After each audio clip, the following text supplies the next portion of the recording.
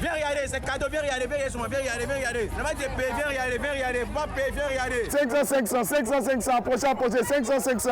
En Côte d'Ivoire, comme dans d'autres pays de la sous-région, le marché de la friperie prend de l'ampleur. Ces vêtements d'occasion souvent importés sont vendus à bas prix et attirent beaucoup de monde. Nous avons suivi des vendeurs de fripes pour découvrir les coulisses de ce marché. 1000 francs. C'est bon pour vous? C'est bon votre choix? Donnez-moi un sachet s'il vous plaît. Certainement, si tu as un budget de 10 000, tu viens, tu peux repartir avec beaucoup de choses. Je me sens bien parce que pour moi, que le prix soit, que ce soit de la fripe, même du prêt-à-porter, peu importe, du moment où c'est joli, ça me va. Alors ça fait 15 ans que je suis dans ce métier. J'ai commencé d'abord ici en Côte d'Ivoire en tant que vendeuse en détail et arrivée en France, je suis tombée dans ce métier et j'ai commencé à être moi-même grossiste. Enfin, c'est tout le monde nos clients. C'est pas une histoire de j'ai pas d'argent ou je me débrouille quoi. Il y a ces personnes-là qui viennent parce qu'ils n'ont pas d'argent, mais moi dans ma clientèle, il y a plus de personnes qui recherchent des choses rares et anciennes. C'est pas que des vêtements. On a un peu de tout. On a de la vaisselle, de la brocante, des jouets. Vous pouvez trouver tout ça en friperie. Il n'y a pas que des vêtements. Voilà, moi je suis là pour vendre les pulls femmes et les hauts des femmes, genre les démembrés, les t-shirts des femmes, etc.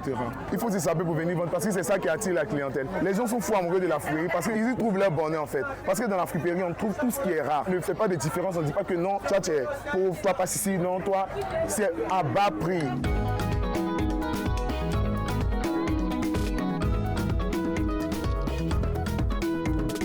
On achète les draps dans des balles friperies tout blancs, des balles crème. C'est-à-dire, il y a même des draps qui ne sont pas utilisés, mais c'est de la friperie. Et c'est nous-mêmes qui faisons la teinture. On a une équipe de 10 personnes. Et c'est une entreprise familiale. Parce que je travaille avec mes soeurs. Chez moi, ça se passe comme ça. On vient, on met dedans, on vient, on met dedans, on pèse, on vous dit le prix au kilo, et vous payez, et vous partez.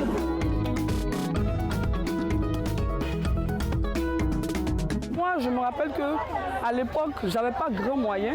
Donc, pour le peu d'argent que j'avais, lorsque je me rendais dans les marchés de friperie, j'arrivais à trouver quelque chose, que ce soit des vêtements, des chaussures et tout. C'est avec ça que j'ai grandi. Et lorsqu'on est arrivé dans la vie active, les salaires, on sait plus ou moins que c'est pas forcément énorme.